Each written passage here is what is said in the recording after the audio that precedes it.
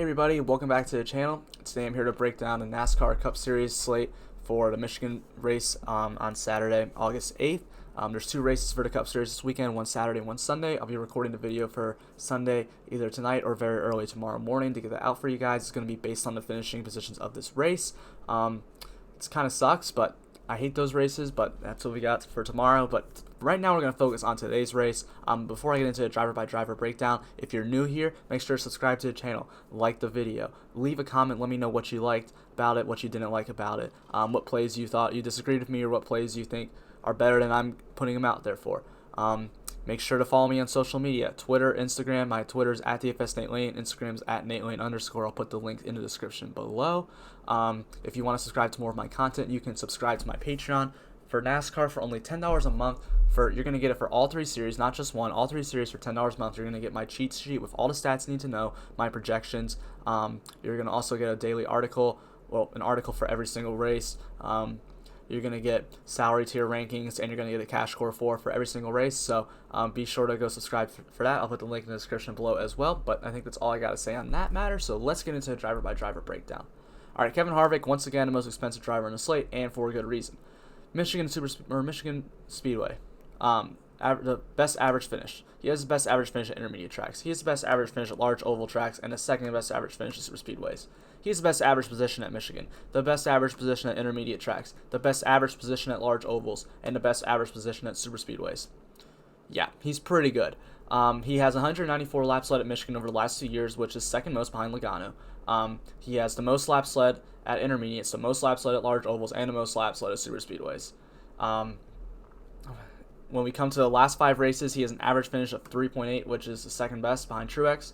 An average position of 8 and 134 laps led in the last 5 races, and he starts third. So he's in a prime position to get up front pretty early and lead laps. Now, Michigan is a track where it is very hard to pass here. It's a track where track position is key. So I don't know. Hopefully he can get around both Logano and Hamlin early to lead a bunch of laps. But it honestly wouldn't surprise me. It just seems stuck there like all day. And for one of Logano or Hamlin to lead like 80%. It's a tough track to pass that. But I think he's still a great play. I think he still has potential to lead a ton of laps. He's going to be popular. Everyone's going to want to play him, and for a good reason. Drex Jr. is 10,800 on DraftKings and starts 12th. And this isn't really the best track for him. The 8th best average finish at Michigan, and he has the 8th best average position at Michigan. But intermediate tracks, Truex is great. 2nd best average finish. He has the 3rd best average finish at large ovals, but only the 7th best super speedways. So maybe this isn't the track for Truex. He does start 12th. He offers some place differential upside. He only has 68 laps led at Michigan over the last 2 years as well. So maybe just not one of his better tracks. But he has been running absolutely amazing recently. An average finish of 2.66 in the last 5, an average position of 6.66 in the last 5 with 116 laps led. So Truex has been outperforming what he usually does at this track, so maybe he'll offer some upside today, starting 12th. I think this is a good spot for him. Blaney starts 11th, and this is just, again, not a track that's really great for him. He's 10,600 on DraftKings. I feel like I'd rather go elsewhere. Only the 9th best average finish at Michigan, the 11th best average finish at intermediates, 9th best at large ovals, and 11th best super speedways. Not really his best of tracks. In the last 5 races, we've seen Blaney not really running as well as he had at the beginning of the season. Only an average finish of 13.25 and an average position of 7.25. But he does have 188 laps led. He's found his way up front. This is a track, again, that's hard to pass. Like, I'd just rather play the guys up front, in all honesty, and I don't know if I can trust Blaney to get up to the front and lead laps at that salary. I mean, he does offer you some place differential upside, so if one of those two, Blaney or Truex, leads a bunch of laps, they're going to be an absolute value because they're just going to win a race because they're going to get you so much place differential upside along with the laps led, so they will be good plays. I just don't think they're the best. Denny Hamilton starts 2nd at 10,400. I'm interested in Denny Hamilton. I mean, you should be interested in Denny Hamilton pretty much just about every single race. He's just been lights out this year. He has the 4th best average finish at Michigan, 6th best at intermediate, 7th best large ovals, and 3rd best super speedways. When we go look at laps led in the past, he does only have 24 at Michigan, which scares me a little bit. This has not been one of his, it's been a good track finishing wise, but he has never really been a major lap leader here. If you go look in the last 5 races, he does have an average finish at 8.75, an average position of 7.4, and 179 laps led. So he has been very, very good. Saw him lead a bunch of laps at New Hampshire last week. Do I think he gets out to the early lead? Honestly, no. I think Logano, we're going to see get out to the early lead out of those two, but I think Hamlin could be still a guy that's going to lead a bunch of laps. I think it's hard to gauge who's going to lead a ton of laps here because I don't really love Logano or Hamlin too much, but I love like Harvick, Almirola, Keselowski, all those guys lead a bunch of laps, and they start a little farther back. speaking of Keselowski, we'll get into him at 10,100, starting fifth. Keselowski absolutely dominated last week at New Hampshire. Won the race. That one came as a surprise to me, in all honesty, because Keselowski's not a guy we see lead a ton of laps normally, but I mean his car was absolutely so fast, and he just led a bunch of laps, got that clutch win, got him re-signed for the year. It's a big win for Brad. He has tied for the fourth best average finish of Hamlin at Michigan, so that always looks good. He has the fourth best average finish at intermediates, fourth best at large ovals, and fourth best at super speedways. So in theory, he should run fourth, but we all know that's not necessarily the case.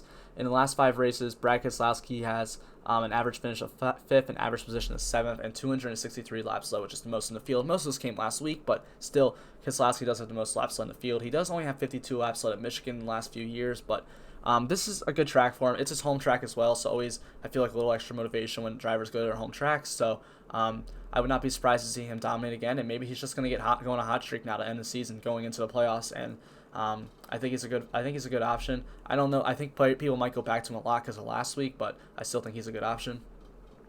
Christopher Bell starts 29th at 9,900 on DraftKings. He's just too expensive. I mean, 29th's far back. It's just not far back enough, in all honesty. He has the 21st best average finish at intermediates and the 20th best at large ovals. He does have one race at a super speedway this year, which was an 8th place finish for him, so that looks good. But overall, just not something I think I'm really excited to go to. In the last 5 races, he has an average finish of 15.75 and an average position of 18, and those kind of numbers aren't going to put up for it at 9,900 salary, so not something I'm really too excited to go to when I can just find all the dominators around with a ton of laps to be led at this race. It's a 500-mile race, so there's a lot of laps.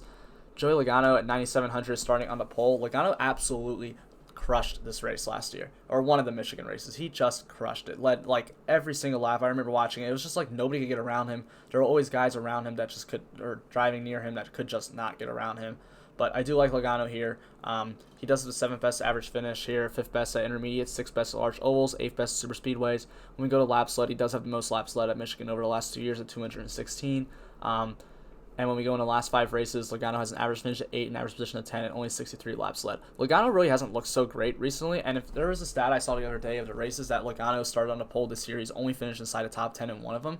So that's scary. But I think he does offer that upside, and I don't think he's going to be too highly owned because he just hasn't been running so well recently. I mean, we'll wait and see, but in my opinion, I don't expect him to be like super chalky. I don't really expect any of these dominators to be really chalky. This is not like a chalk slate, and I like it a lot.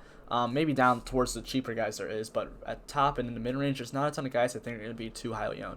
So I think Logano's an interesting GPP play here. If it can be like last year where literally nobody could pass him, it could end up being a very, very good race for Joey Logano. Kyle Busch starts 7th, and I mean, Kyle Busch is just, I mean, I'm just going to continue to just not play him, I guess. He does have a 2nd best average finish in Michigan, 3rd best at intermediate, 2nd best at large ovals, best at super speedways. He's absolutely great. I'm not denying that in the past. He's been fantastic. But laps led at Michigan hasn't been great for him. Only 25 laps led here in the last 2 years, and we just know he hasn't been running well this year. An average finish of 10.5 in the last 5 races, an average position of 8.5, and 72 laps led, which isn't bad, but it's just not what we're looking for at that salary point. Not something I really want to go to. Same thing with Chase Elliott. Not necessarily a strong track for Chase, and he has been running fantastic this year. The 11th best average finish of Michigan, 8th best at intermediates, 10th best at large ovals, 12th best super speedways, so nothing like absolutely fantastic about it. Only 1 lap led in Michigan over the last 2 years, and then in the last 5 races, he has an average finish of 13.4 and an average position of 10 and only 35 laps led. So Chase Elliott, not something I'm really excited to go to here. Ericomarolo, though, I think is interesting. He starts 4th, and I mean, this is a guy that we don't really look at his stats too much, but he does have pretty good runs at Michigan to pass 10th best average finish in the field. But for Amarola, of course, all year, every single video, we can just go back and look at his stats in the last 5 races. An average finish of 6.8, an average position of 8.8 with 165 laps led. Is this the race Ericomarolo finally wins? I mean, we've all been playing him starting on the pole or 2nd, and he hasn't dominated and led laps recently. And now he starts 4th. Is this the race that finally happens? I wouldn't be that shocked. He looks like a very solid option here at only 9,100. It's a discount for a dominator, and I think he is someone who can dominate. Eric Jones starts 23rd. This hasn't been a particularly great track for him, only the 17th best average finish at Michigan, but he has been good at tracks similar. The 9th best average finish at intermediates, 8th best at large ovals, 10th best at super speedways. When we go look in the last 5 races, Jones hasn't been running particularly great. An average finish of 14.25. an average position of 14.5 and only 7 laps led. But it's the same thing for Eric Jones every week. Like, he has a low floor but a high ceiling. Like, we see him finish top 5, and then we see him finish 20th. Like, it's just no in between. And Michigan in the first race last year, Eric Jones was running in the top 5 all day, and he had a tire issue that ruined his day. And if you've been paying attention to NASCAR news this week, Eric Jones is not going to be in the 20 car next year. He is going to be replaced by Christopher Bell. He is a free agent now. And I don't know anything really about Eric Jones. I don't know if he's the type of driver who's going to have a chip on their shoulder now. But if he is, now I feel like Eric Jones has probably more motivation than he ever has to go out and win a race and prove that he is still top tier material. So, and now we're going to his home track. This is his home track as well. So all the cards, if you're playing the narrative street, this maybe end up being a good play for someone who is needing a win for his resume to be in a top tier ride next year. And at his home track with maybe a chip on his shoulder. I don't know how he's going to play. I mean, we saw last year when Matt Benedetto got released from the 95 team that he ended up almost winning Bristol. I mean, he was so close. He finished second place. What a run he had. And for the equipment he was in, that was absolutely huge.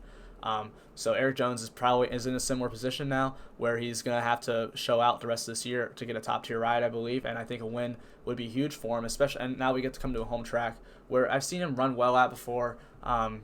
So maybe this is it for him, but I don't usually play the narrative street. That's not my lane in any DFS. I don't like to do that outside of like a few things every once in a while, and this isn't one of the few things I want to go to. Like, I'm not saying lock in Eric Jones because of that. Like, don't do that. But I think he is an interesting GPP play, 8,800. He offers some place differential upside, and we know the ceiling is like a top 5 and even a win for Eric Jones. So, I think he's still a good GPP play. A cash play maybe, but probably not. There's probably some cheaper guys down lower that you can get to. Jimmy Johnson starts 17th at 8,600, and this has not been a good track the last few years. 21st best average finish for him. Just does not look good. Jimmy Johnson in the last 5 races, he's trying to go out on a good note. An average finish of 15, average position of 14.66, 0 laps led. He starts too far back, or too close to the front, in all honesty, at 17th. I'd rather just pay up 200 more for Eric Jones, starting 23rd. I would love to see Jimmy Johnson win a race for your tires, but it's not looking so great. Matty Benedetto, a guy we don't look at his stats for past years too much because of the equipment he's in. Now he starts 15th in the Wood Brothers number 21 at 8,400. In the last 5 races for Matty D, he has an average finish of 11.25, an average position of 11, 2 laps led. I don't expect him to be a dominator, but I mean, Matty D's another driver that has like top 5 potential. He's trying to hang into that playoff spot. I think he's in 15th right now, trying to hang on. So maybe 14th. I think he's in 14th actually, but trying to hang on to that, so I wouldn't be surprised to see him have a really good run here. Michigan always seems like it's a track where it ends up being some guys that you don't always expect up towards the front by the end of the race, like a Matty Benedetto, or like even like a Kurt Busch, just someone who doesn't always run like top 3 who ends up somehow up there. Eric Jones, Ericomarolo, those kind of guys like always find a way to be up towards the front by the end of the race. So this could be a race for Matty D at 8,400. William Byron starts 19th at 8,200. He is the 13th best average finish in Michigan. Nothing too great. 17th best at intermediate, 17th best at large ovals, 16th best super speedways. Nothing fantastic. In the last 5 races, William Byron has an average finish of 10.66 though, average position of 14.5 and 46 laps led. He has been running pretty well recently. I think he could get up inside the top 10, maybe compete for a top 5. Like, this is one of those guys I'm saying, like, I would not be shocked to see him at top 5 because for whatever reason, Michigan produces different drivers towards the front.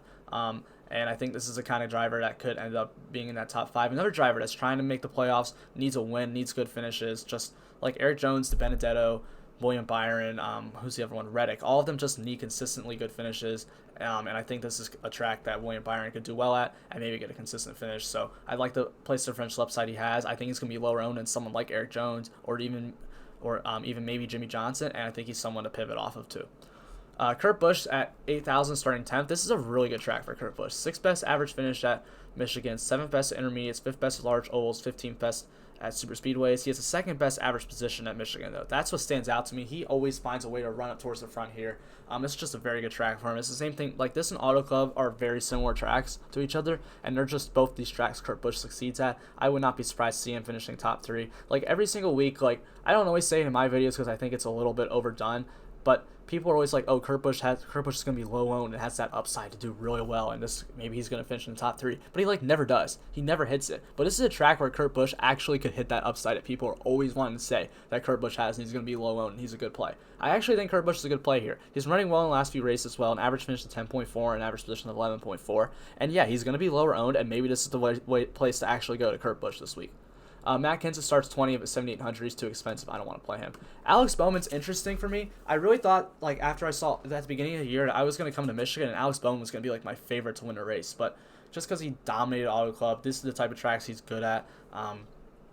But, like, he has not been good recently. Hendrick as a whole just has not looked good. An average finish of 14th in the last 5 races, an average position of 13.8 in the last 5 races. Like, the Hendrick cars started out the season so fast, and just recently, they've just been not as fast as they were, and I just don't know if I want to go back to Alex Bowman here. I mean, I think he's an interesting GBP shot because he did dominate Auto Club, but his car was, like, lightning fast that day. And unless they're bringing the same car, which if they're bringing the same car, I would like to know because I would pick him to win that race. It was that fast. Or I'd pick him to win this race because it was that fast. But I think Bowman's an interesting GVP option. I think he's very less likely to hit that upside. I mean, it's really low percentage he's going to hit it. But if he does, he's going to be super low owned and be the guy you need in your lineups. Austin Dillon starts 18th. Michigan's a pretty decent track for him, but he starts too high in my opinion. Like, he has the 15th best average finish in Michigan. And the 13th best average position in Michigan. So, like, that's good. Like, a top 15 is good for Austin Dillon. But in the last 5 races, he's an average finish of 14.4 and average position of 15.2. But, like, that's just where I expect him to finish, like 15th. Like, anywhere between 12 and 15 is where I expect Austin Dillon to finish. And he starts 18th, and 7,500 is not something I want to pay for. Clint Boyer, this is actually a very good track for Clint Boyer, like Kurt Busch. See, like I'm saying, like, there's just different players up front at the end of these races at Michigan. Third best average finish at Michigan. He's looked really good here. In the last 5 races, he has 14 average finish of 14.6 and average position of 13.2. So he can get up. I mean, he has top 5 upside, but it's just not someone I feel is likely hitting it than Kurt Busch because Kurt Busch has just proved to be better this year. I don't know. It feels a little thin for playing Clint Boyer there. He's gonna be low owned, but I don't know. I don't really like to go to him as much. Tyler Reddick at 7,200 is someone I do like, starting 14th because Tyler Reddick has been so good as of late. He has an average finish of 8.6 in the last 5 races. Tyler Reddick has an average finish of 8.6 in the last 5 races. He's been so good.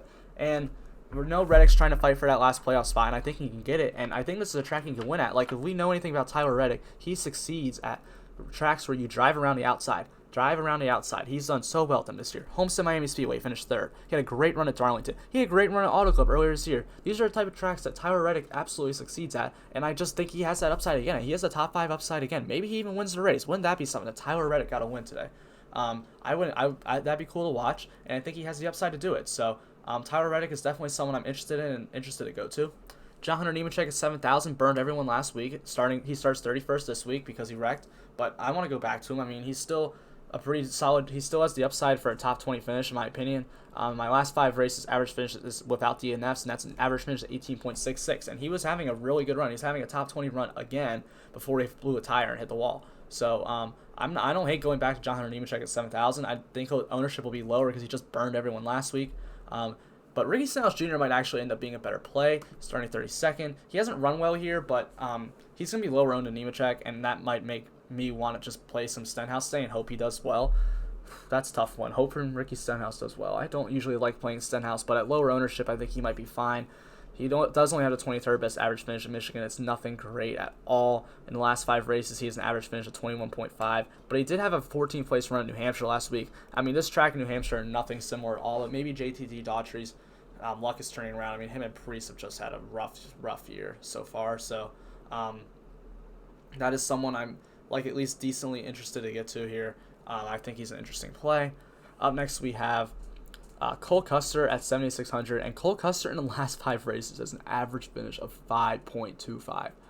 That's insane, and he might be the low-owned guy to go to here. I mean, because if you're looking at his price range, people are playing Ricky and John Hunter Nemechek and Bubba Wallace. Like, guys start farther back, but Cole Custer has an average finish of 5.25 in the last 5 races. It's ridiculously insane. He has that win at Kentucky a few weeks ago. He's been running good too. Like, it's not just that. He started out this season so bad, but he's been running so well as of late. I do not hate going to Cole Custer here. He's going to be lower owned, a good GBP option in my opinion. Bubba Wallace starting 24th. I mean, he'll move up a little bit, but not someone I really want to go to. Bubba Wallace's last 5 races, an average finish of 22. Chris Buescher's an average of 21.33. So none of those guys I'm really interested in going to too much. Ryan Newman starting 13th starts way too high. He's been averaging about His average finish of 19.75 in the last 5 races is not something I'd want to go to.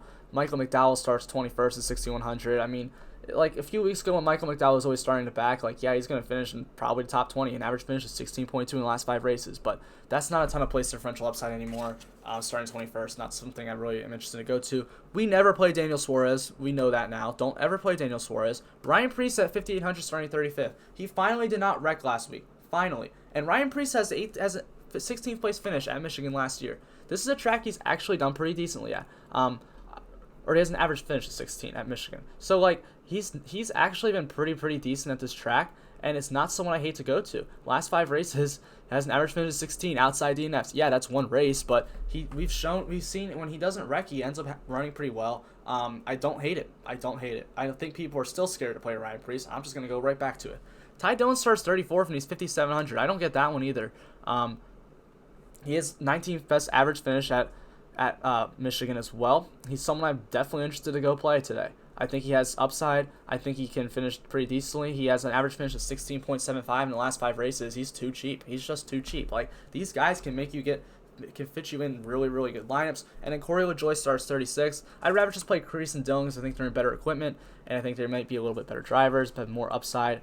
But Corey LaJoie in the last 5 races outside the DNFs has an average finish of 21.66. He'll probably be lower owned than the other two, and he might be a solid play. Don't play any of the guys below him. They're all trash. Never play those guys. If you watch my videos long enough, you know that. But, yeah, I think there's some interesting value plays here today. I wouldn't say, like, any dominators like a lock. It's a tough slate, in my opinion, but I like that better. Not a ton of chalk, so that'll be fun. But, yeah, thanks for watching, guys. I hope you guys make some money today on this NASCAR slate. Go check out my NBA video if you haven't already. If you want to watch NBA and make some money as well today for that as well. Thank you guys so much for watching. Hope you guys have a great rest of your day.